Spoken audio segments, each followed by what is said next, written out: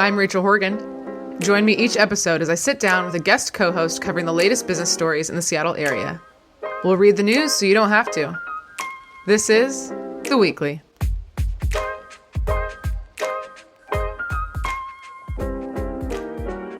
Hello, everybody. A little update from me. I think I've mentioned before, but I have a contracted job with a tech client. We're doing a user conference in November, but it's not always 40 hours a week. So I'm living out my dream of being a server bartender over at camp. I just had my first night of training and it was really fun. I just figure, I don't know, I'm already flirting with people all day, every day. Might as well get paid for it, right? So come visit me over at Camp Social House. I'm having a lot of fun over there. Anyway, enough about me. I am sitting here with Maria Colacurcio, CEO of Syndio. Hello. Hi, thanks for having me. Well, thanks for having me. I'm over here in Bellevue in this beautiful office. I know you guys are remote, but you have access to different offices around town. That's right. Yeah, very cool. So we've run into each other a couple times through my old job, but I don't think you and I have actually sat down together. So I'm excited to get into this conversation. A little bit about you. You were also, in addition to the CEO of Syndio, you were the co-founder of Smartsheet, and you worked in leadership roles in both Starbucks corporate and Microsoft, and just a serial entrepreneur. And on top of all of that, a mother of 7 children. That's How do you do right. it? I'm just kidding. We're going to get into so much more of your story. I'm really excited. But to start us off, why are you passionate about the tech industry and or pay equity? I guess just to say, Syndio is a pay equity software company. So that's why I asked that. Yeah, I think passion is a great word. I think when I look back on my career and when I look at the present time and the future in terms of what I always strive for and what I want, I really found career success by following my heart, as cheesy as it might sound. But really, I think passion is embedded in that. So following my passion and my curiosity. So there's that intersection between where your passion and your heart are driving you and where the curiosity of your mind and the types of intellectual problems you want to try to solve. And very, very rarely in a career do you get to do both at once. And I think that was the great fortune and privilege I had in the opportunity I'm in now with Syndio, because we really are helping organizations figure out how to value their human capital. So looking at the contributions people in their companies make and valuing those without bias, which is an awesome opportunity. Yeah, you're doing incredible work. I really love it. So we're doing 4 stories today. The first one is the Zillow CEO steps down. Second is Alaska Airlines and Hawaiian Airlines. Their merger makes progress. Third, we're going to understand pay equity more through data. And lastly, we're going to talk about some companies that are removing DE&I teams, including Microsoft. And we're going to talk more about what that really means. So let's get into it, right? Sounds good. Okay. So first one, Zillow, the co-founder and CEO, Rich Barton, is stepping down. He led the company as CEO in 2 different stints for 11 years between the 2 stints. He also was the founder of Expedia and Glassdoor. So I imagine he's probably ready to just sit in his mansion. He's going to remain on the board, and the new CEO is going to be Jeremy Waxman. He was the COO, and now he is the CEO. So you see these kind of different paths into CEO. We have somebody who founded the company, and was the CEO, and you have somebody else who worked at the company for a long time and is now the CEO. So there's all these different paths, and I really want to hear from you how you got to be CEO of Syndio, because I believe you were going to be a singer, and then we're going to be a lawyer, and then work at a museum, and then I think something happened at a dinner party, and here you are. So tell us what happened. Wow, you did your research. That's amazing. Yes, I went to college on music scholarships for singing, but very quickly realized that was not going to be my path and ended up in DC working on congressional campaigns and other things like that. And I loved it, but met a woman at a dinner party who said, you've got to come to Silicon Valley. You've got to come work in tech. And that seemed intriguing. Again, sort of following that curiosity of mind, and what she described seemed really exciting at the time as a young person. And I did. I found my passion there because I loved this idea of innovation. And from a marketing and communications perspective, which has always been my function and how I've grown up in my career across all of these different industries, this idea that you can serve as the translator between something highly technical and then what business or problem are you trying to solve for the business. I thought that was just something really fascinating that I wanted to embark upon. And so I did. I stayed in tech from that point forward and have spent time in startups, have co-founded a startup, am now the CEO. And I do think it's really interesting, the path to CEO. And I think depending on, if you're indexing on that curiosity or intellectual proponent of problem solving, where that can take you. At Smartsheet, we were 3 co-founders and then added a 4th co-founder and hired a professional CEO in Mark Mader, who's still there today. Yeah. And Syndio, it was the opposite. It was joining forces with a co-founder who still remained, but didn't want to have the responsibility of the operational running of the business. And one thing that I think is really key, and I think you see this in the Zillow news, which is probably happening behind the scenes, Spencer Raskoff, who was the former CEO of Zillow, is one of our investors and on our advisory board, and just an incredible human being. And I think when you hear from Spencer, and what I imagine was happening in this latest transition, is that CEO-founder relationship is really important.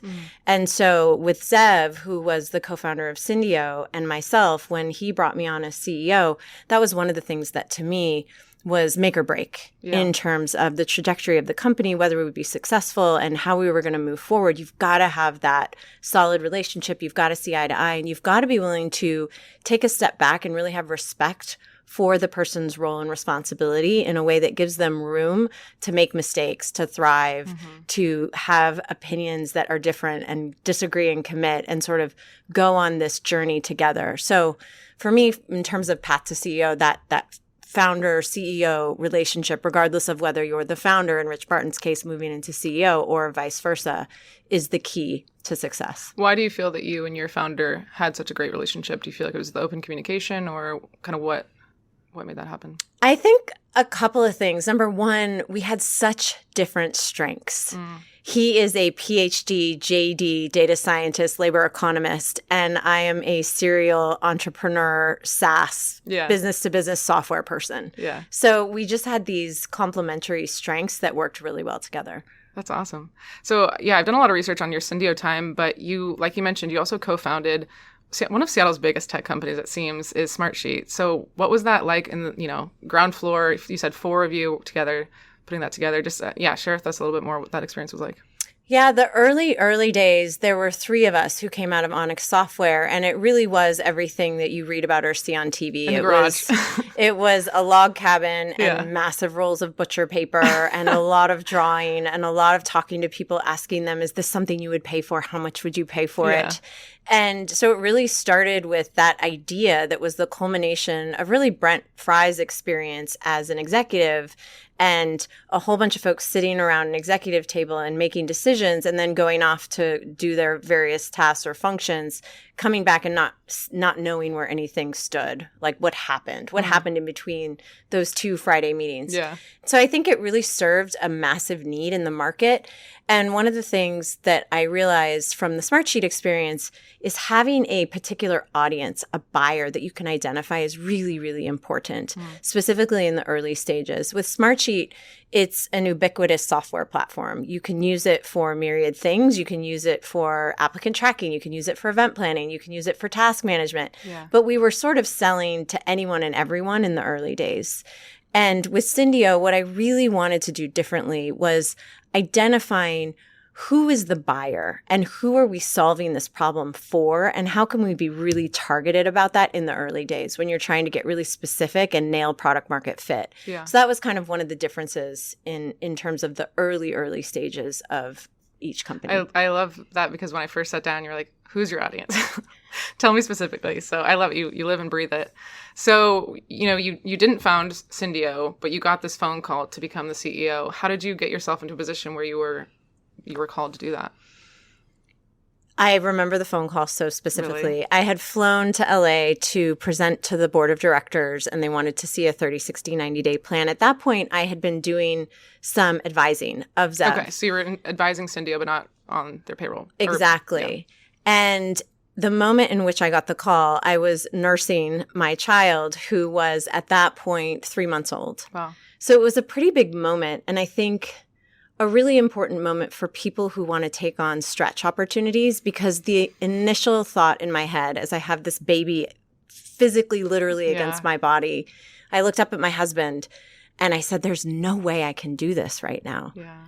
And he said, it was the classic sort of quip of parroting Russell Wilson, if not now, when? If not you, then who?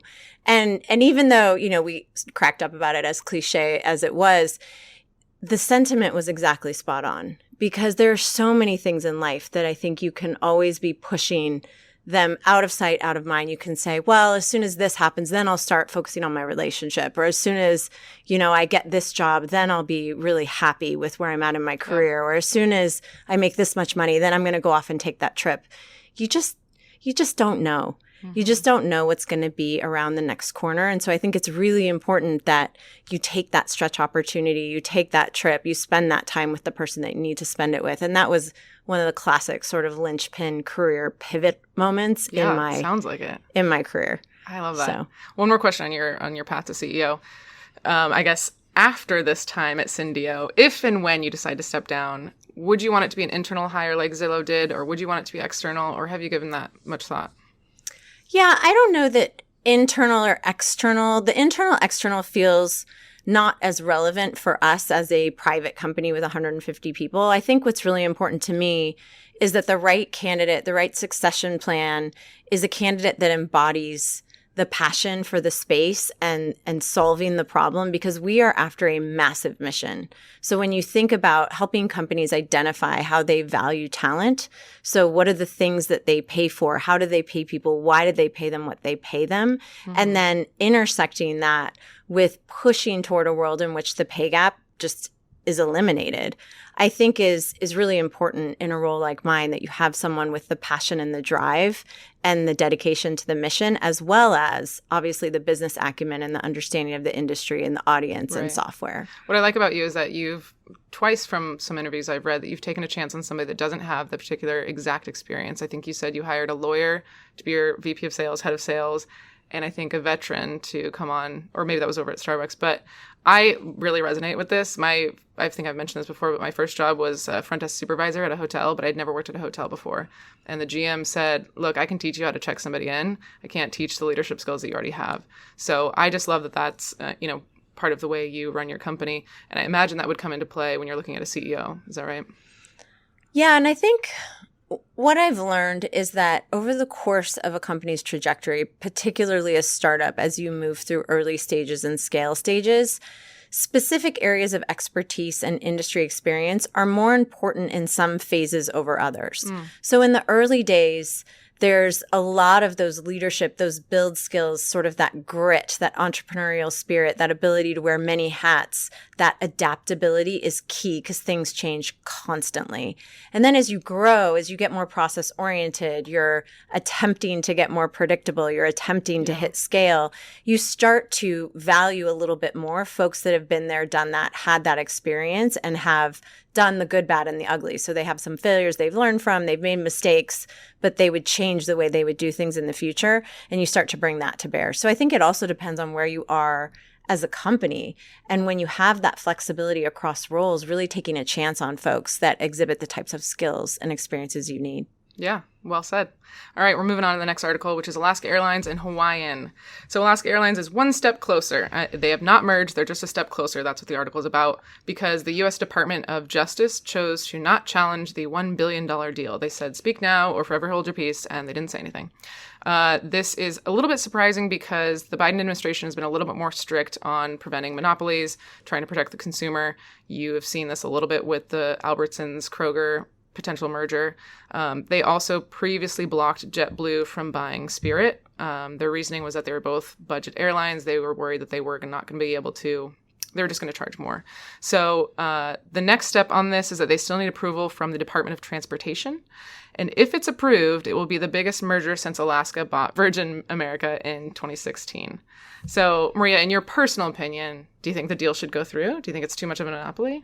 So I'm not an expert in the airline industry. Yes. I don't have specific opinions on that merger, but I do have opinions on how companies should think about maximizing value as they do an M&A or they do come together with another brand. I think there's some good examples locally of that. I think, Amazon's acquisition of Whole Foods in 2017, sort of the strategy was supposed to bolster Whole Foods and unlock opportunities for Amazon. It seems like it did that. I've also seen some really poor examples of mergers and acquisitions. Like what? I think One of the ones that comes to mind are a couple of examples in the gaming industry, and we see this all the time with our customers. So one of the things that we do, obviously, is we address pay inequity. So legal risk around, do you have pay gaps that are because of something like gender, race, or ethnicity? So a lot of times customers come to us and they say, we're going to do this acquisition. We want to make sure we're not acquiring a big hairball from the perspective of their comp philosophies. Are they actually paying for the things they say they're paying for? So companies can get into a bit of a pickle if they have a good culture. They do have really well articulated pay policies. They know why they pay what they pay. They do pay equity analyses in an ongoing way. And then they acquire a company that doesn't have that situation. So the Oracle PeopleSoft is a good example. All of the litigation for pay equity that Oracle was hit with was largely because of the PeopleSoft acquisition. So they acquired this big mess and they weren't aware of it. Yeah. So I think those are some of the things that I think about when I see big mergers like this or acquisitions. And for the airline industry in particular, I think, we have a customer there, American Airlines, and they had a really fascinating turnaround story because they came to us on the heels of a massive pay equity litigation case.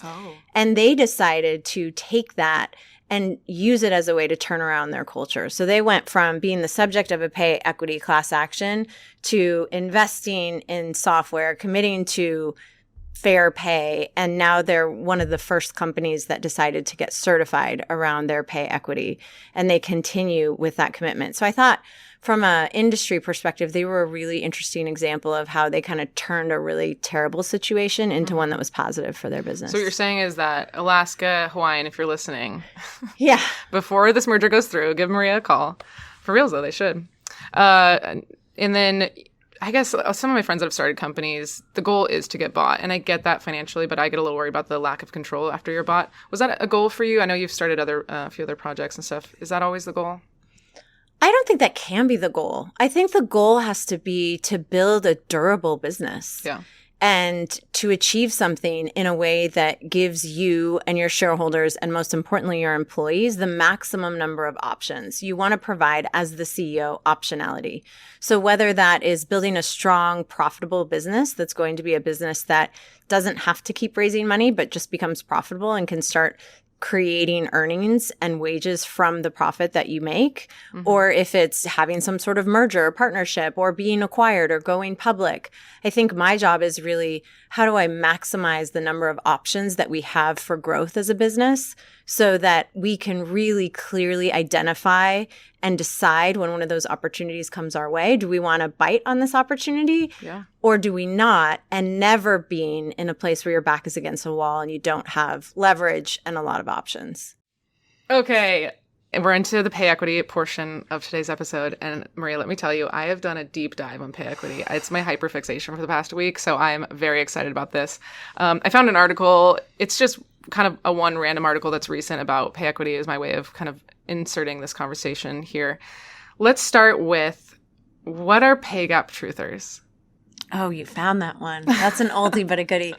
Yeah, pay gap truthers. So there's many, many articles that we found, or as we're out pitching the business, you occasionally hear these stories from people about the pay gap actually doesn't exist. It's a myth. And I find that really interesting because everything we're doing, we're using math. We're running linear regression. So it very much is a statistical model and has backing in terms of what we're trying to approach. And then the second piece of sort of research or things that are brought up, which I find also very amusing. The pay gap truthers love to say, if you control for things like tenure, education, or choices, women are actually paid 97 cents on the dollar to men. So the pay gap is much, much smaller if you control for these things. So let's just assume that's true. Okay. What these folks are saying is that getting paid 3 cents less per dollar because you're a woman is okay. Oh. And that still makes no sense and doesn't have a even lot if that is true, that's still bad. It's still bad. It's still getting paid 3 cents less. Even let's just assume all of these other things are true, that yes, you're controlling, and you do. In a pay equity analysis, it's not unlawful to pay people differently.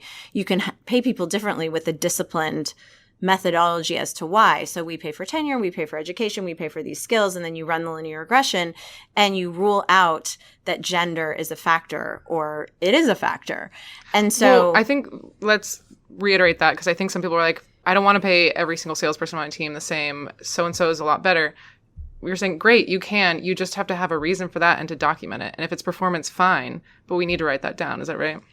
That is right. And one of the things that we do, because many of our customers will use performance as a control. So what that means is they're saying we pay for performance. So what we'd like taken into account in this analysis are these numerical performance ratings. Mm-hmm. And so what we do is we analyze to the degree that performance score is actually linked to pay. And a lot of times what you'll find is performance has no link to pay because they're paying for negotiation or they're paying for something else. Mm-hmm. And or when you analyze the performance ratings, there's bias in the ratings. And so women are statistically receiving lower ratings than men. So there's a bunch of ways to approach this in the face of a pay gap truther, where you can use math, basic concepts of math, to show that there actually is a gap because of something like gender or race, even when you're controlling for these other things. Yeah. So talk to me about, because I feel like what I hear is, well, we're listing our starting pay at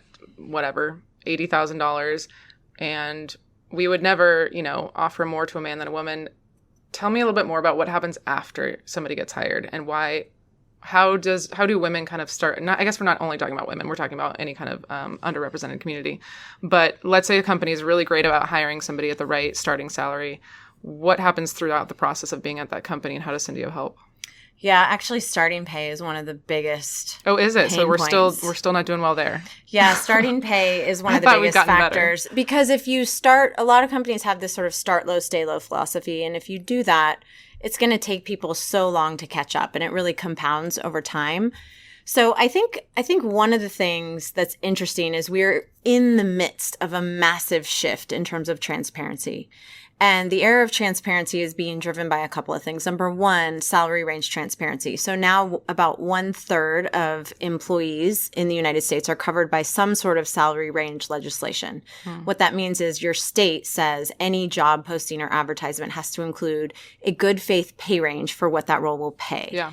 And so that's kind of cracked open this big nut of pay transparency, where companies now have to very clearly articulate, okay, that's the range, but now the candidate wants to understand at the outset, at that starting pay moment, am I low in the range? Am I high in the range? Am I middle of the range? And you have to be able to explain why. Why do you pay what you pay? And is it low, middle, or high? Add on to that what's happening in the EU with the EU Pay Transparency Directive. That's pretty massive. And states here in the U.S. are starting to pick up on the language. For people that don't know, what's the directive? What's the new thing? Yeah, so the EU directive was under debate for about a decade, and it passed about a year ago. And so for the 27 jurisdictions in the EU, there's just this whole range of things that companies have to disclose. And it's what they have to disclose even with a few people in each jurisdiction. And each jurisdiction will now reveal sort of their take on the directive. So they have to include what's on the directive. But like Sweden released a 305-page version of Sweden's version of the directive. And I'll just give you another example of something that's in here in terms of what companies are about to get hit with. There's indications of career progression. So if you and I are in the same role and you get promoted, our boss has to explain to me why you were picked and what I need to do to also be on a similar path to promotion. Oh, wow. So there's just a lot of disclosure requirements coming, and companies are going to have to comply with all legal and regulatory requirements to report consistently against these disclosures. Yeah. So what that also means for companies is, CFOs, if you think about their biggest line item on the P&L is headcount. Yeah. And they want to make sure that the compensation philosophies are allocating that headcount in a way that drives the business forward. So it's not just about starting pay offers or promotions that are equitable. It's also about, are you being consistent with your pay policies? And are those things explainable? So the new wave coming out of all of this regulation and disclosures is that companies are going to have to be consistent, equitable, and explainable in how they pay and how they promote. Do you feel, when you first come into a company, I think you're asking them, what do you pay an engineer? What do you pay a developer? Do companies have an answer? Or are you helping them answer why they pay what positions they pay? Absolutely helping them. So one of our customers, Elevance Health, they leverage a solution that we have that's a recommendation engine that sits on top of their pay equity and pay policies. And so their recruiters, when they make offers, they can now explain to candidates, here's why the offer is what it is, and here's how it's actually protecting the equity of our current employees, because we want to make sure that your new pay is in line with current folks. And what they saw was really interesting. They saw the amount they paid in remediation, which is a big word for what you have to pay when you do your pay equity analysis. If you find issues, you have to remediate. You have to pay people. Right. Okay. The remediation went down by 25%. But what they also saw was their candidate acceptance rates went up and their time to fill accelerated. And you can really understand why. Because when you think about this new era of transparency, companies have to explain to candidates. And when you actually do that in good faith and you show that transparency to a candidate, they're more likely to want to join you because they are getting the impression that you treat your existing people well. And they want to be part of a company that does that. Yeah, absolutely. I know I might be getting a little too high level here, but I was thinking about when you talk about how you assign value to certain roles and what does an engineer make? What does an HR person make? What does a marketing person make? And why have we normalized a certain range? I know I'm going off script here, but why have we normalized a certain range? And you were talking about a little bit of a study that was done about when women are in certain positions. So, I feel like we've kind of just been like, oh yeah, executive assistants make XYZ. These people marketing people make XYZ, but why? How did we get there? It's a great study. So this study was written up. It was a Cornell study. It was the biggest study on labor done since the 50s. It was looking back since the 50s. Claire Kane Miller, who's amazing, she wrote about it in the New York Times in 2018. And the article was called something like, when women do the same work as men, the pay drops. But the study showed that as women flowed into the same fields as men, the pay literally dropped. And she used a bunch of examples from physician's assistant to nurses. Physician's assistants were mostly men. Nurses were mostly women, but the roles were largely the same. And the physician's assistant were paid $6,000 more per year on average. She did something looking at Parks and Rec. She did some looking at the original sort of IT computer programmers. And it was just really interesting. At the end of it, she posed this question, do we value women's work less? And the EU directive is trying to get at the heart of this. So one of the things I didn't mention was a part of the EU directive is equal work for work of comparable value. And what that's really trying to do is get companies to disclose, if you have a director level, you have directors of HR and directors of IT, why are those two paid differently? They're both directors. Yeah. And that's not necessarily how we look at pay equity today. What you look at pay equity in terms of equal work, equal pay for equal work. So you look at people in groupings of substantially similar work. So you look at, all of your folks that are doing a similar job, but you're not looking at cross-function like that. So I think that's something that the EU directive is really probing on in some of these disclosures around comparable value. Yeah, that's so interesting. So what work do you think still needs to be done in pay equity and in the industry? What are you focused on? We are so focused on transparency right now. So thinking about this era where companies have to get really, really smart about the articulation of their policies and how consistent they are, I think there's a lot of opportunity. Our customers are leveraging our software to help define how they pay and why they pay what they pay. So what are their comp philosophies? And then making sure they're staying consistent with those philosophies over time. So leveraging this recommendation engine to make sure if they say they pay for certain sets of skills or experiences or tenure, that they're actually consistent from the time someone starts at the company all the way through promotions and everything. So I think that's a huge opportunity and I think there's a lot of acceleration against that because of this push around regulation, disclosure, and transparency. Yeah. I have one more question I really want to ask, but do you have an opinion, I guess we can make it quick, on companies that say like everybody gets a 4% raise this year, everybody gets a 3% raise? Personally, I feel like it's good intentioned, but that also creates a situation where if certain people fight hard enough, they can get above that 4%, but a lot of people feel like they can't fight that 3% or 4%. Do you have any opinions on that? I think transparency is the way to go here. So if you are letting people negotiate their way out of a formulaic pay increase, companies are going to have to be transparent about that. Yeah. I think where it's really dangerous, a lot of companies are moving toward more formulaic pay, but the dangerous part of that is, are you getting more transparent around base pay, but now you're just hiding all your dirty little secrets in stock options, RSUs, bonuses, equity, bonuses, and things like that. So we always guide our customers to look at total compensation versus just pulling apart base pay versus some of these other discretionary items, because the more discretion you have, the more problems you're going to have. So it's really about, can you use analytics, recommendations, insights to guide the discretion of these decisions in the moment they're being made. Yeah. I also think about people that are making $50,000 getting 4% raise versus somebody making $150,000. That anyway. Okay, we're going to move on to the last story, which is talking about some of these companies are removing their DE&I team. So SHRM, Society for Human Resources Management, officially removed the word equity from its focus. And then you've got Microsoft, who eliminated its DE&I team earlier this year, and a lot of other companies have followed. This is coming off the heels of some political pushback, saying how, this is the people that are overrepresented are being discriminated against, that kind of thing. So let's first define, what does equity mean, and how is that different than equality in your mind? Yeah, I have so many thoughts on this, in particular around Microsoft, because they're a customer and so committed to workplace equity. So you think the headline kind of gets it wrong? The headline gets it wrong. And Lindsay Ray McIntyre, who's their chief diversity officer and also their VP of talent development, I think she's been there for 6 years. She knows the business very well. Like I said, we work with them. They're a customer. She did an incredible LinkedIn post where she really called out how wrong-headed the media coverage was. And they sort of took something and skewed it. And the situation was clarified. But I don't know what happened, but it just became this firestorm where people kept citing it.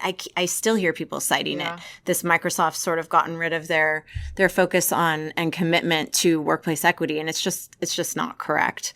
If you want proof on that, they publish an incredible report every single year. Oh. I can't remember what it's called. I think it's their annual diversity report or something like that. I'm sure we can find the link.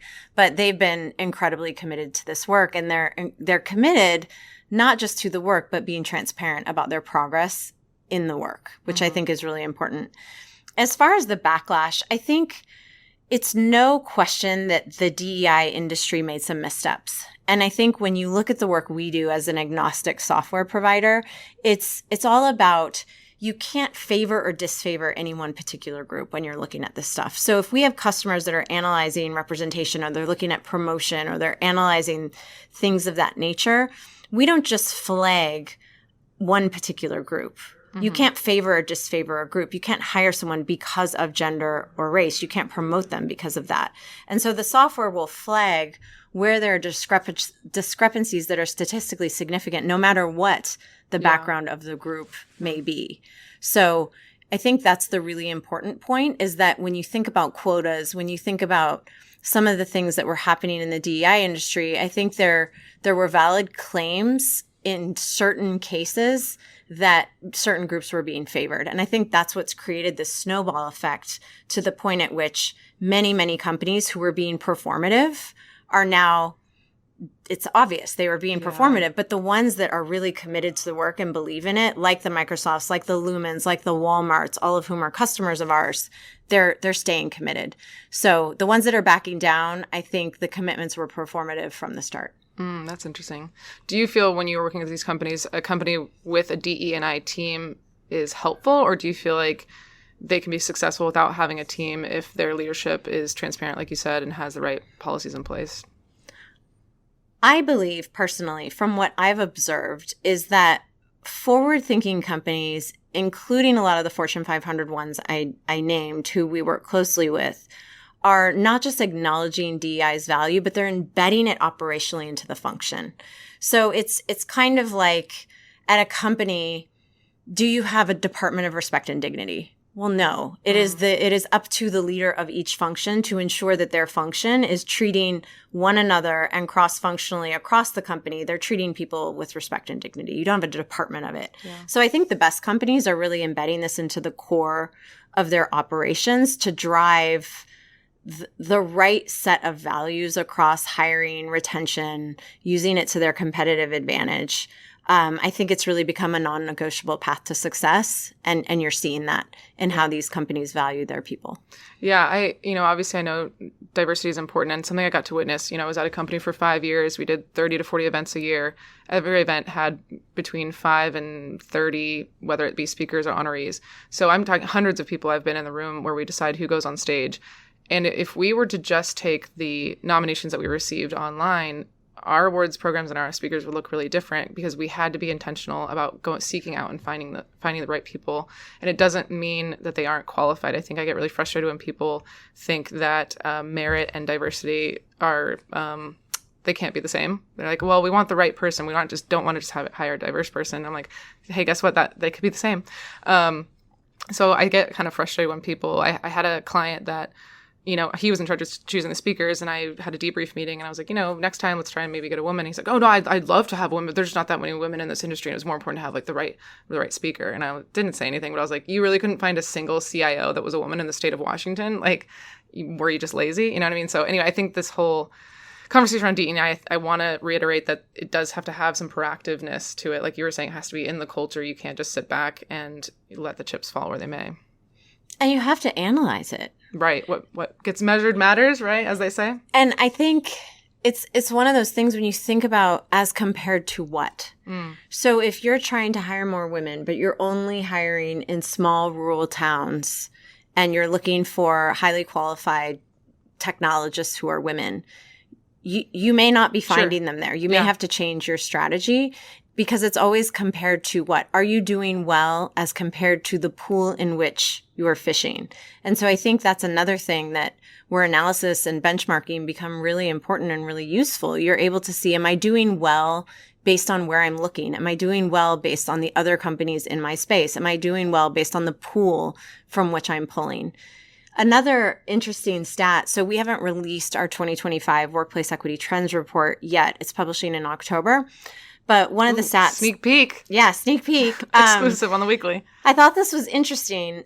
My team armed me with this stat that came out of it, that HR practitioners remain steadfast in prioritizing workplace equity. And in fact, 2/3, 67%, stated they believe their workplace equity programs will continue to be a priority over the next 2 years, which is pretty consistent with our 2024 results. So I think...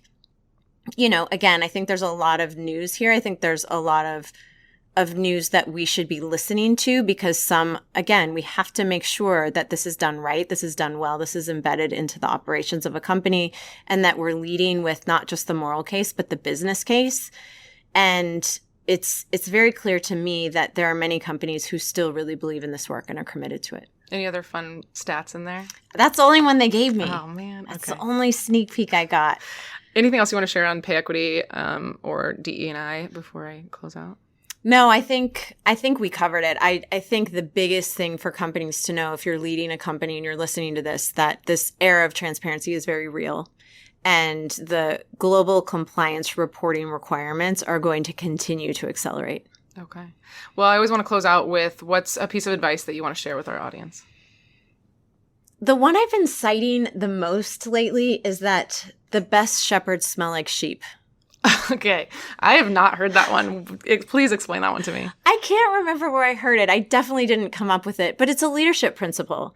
It's about how, as a leader, if you really want to lead well, if you want to lead with authenticity, if you want to lead with transparency and really having your finger on the pulse of the business, you have to get in with your people. You have to have real conversations with them. You have to meet with them live, in person, one-on-one, over Zoom, whatever it is. But you have to talk with them. You have to understand what problems they're facing, what they're seeing, and how they're experiencing the culture of your company. So that's something that's been very, very top of mind for me lately. The best shepherd smells like sheep. Is that what it was? Yep. I love it. Well, it's a great way to end. Thank you again, Maria, for the time. I really, really appreciate it. Yeah, thank you. This has been The Weekly, with production assistance from Nick Patry. If you liked what you heard, rate us and write a review on Apple Podcast or Spotify. We love listener feedback, so if you have any story suggestions, comments, or complaints, email us at info@theweeklyseattle.com. Make sure to check back next Sunday for the latest local business news. We'll see you next time.